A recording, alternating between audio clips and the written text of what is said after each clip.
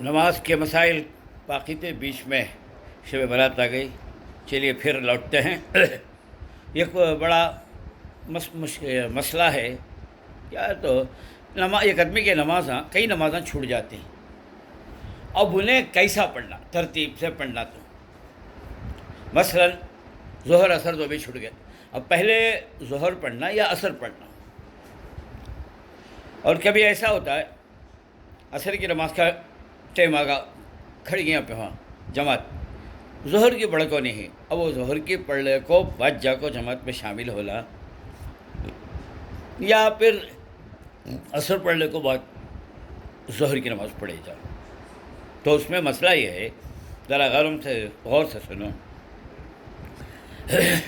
ایک آدمی کہتے صاحب ترتیب کہتے ہیں، انہیں بالغ ہونے کے بعد سے لے کو اب تک کنٹینیوس 6 نمازاں قضا کر کو نہیں ہے کبھی بھی، تو اسے صاحب ترتیب کہتے ہیں فقہ کی ٹیکنیکل لینگویج میں. اور اگر زیادہ خطا ہوگی، جیسے آج کل کا ہوتا ہے، کب بالغ ہوئے معلوم نہیں پڑھے، سوچ پڑھے ہے کہ وہ جماعت والوں کا صدقہ اولوں دینداری کی طرف کرے تب پڑھنا شروع کرے، تو غیر صاحب ترتیب کہتے ہیں. ایسا آدمی جو صاحب ترتیب ہے، اسے ضروری ہے پہلے جو چھٹی وہ نمازہ پڑھنا، اس کے بعد دوسری پڑھنا. ہم نے ظہر اثر چھوڑ گئی تو پس ظہر پڑھنا، بعد میں اثر پڑھنا، اسے صاحب ترتیب کے. ظہر اثر مغرب 3 چھوڑ گئی تو پہلے ظہر، بعد اثر، بعد مغرب پڑھ کو بعد کے وقتی نماز پڑھنا. اور اگر اب ایسا ہے کہ نماز کھڑی ہے جماعت، مثال کے مغرب کی نماز، اب انہیں اثر پڑھ کو نہیں ہے، تب کیا کرنا؟ بولے مغرب چھوڑ ڈالنا، وہ بھی خدا کرنا نہیں. تو بھائی مغرب پڑھ لو، مغرب کے بعد اثر پڑھو، مگر اب تمہیں صاحب ترتیب نہ رہے. صاحب ترتیب کو ایک الگ ہی ثواب ہے. انہوں بھائی بہت بڑی جو ہے اللہ کے نزدیک ان کا مقام ہے، وہ ثواب بھی الگ آتا ان کو صاحب ترتیب والے. مگر تمہیں جو پڑھے وہ اب تو ترتیب توڑ گئی. اب پھر ترتیب باقی رکھنا کا تو کیا کرنا؟ اب مغرب لگے ہاتھوں ہے پڑھ لو، اس کے بعد پھر اثر پڑھو، پھر مغرب پڑھو.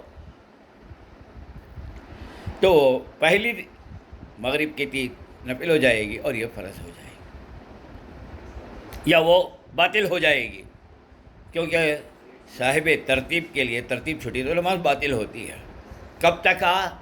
5 نمازوں تک. مثال کے طور پر اب فجر نہیں پڑھے ہے، ظہر اثر مغرب عشاء پڑھ لے، ایک چلے گئے، پھر دوسرے ظہر اثر مغرب عشاء دوسرے دن کی فجر بھی پڑھ لیے، یہ فجر پڑھ کو نہیں ہے، تو آپ کے پورے نمازیں بیکار ہو لکھ جا رہی ہیں پھر.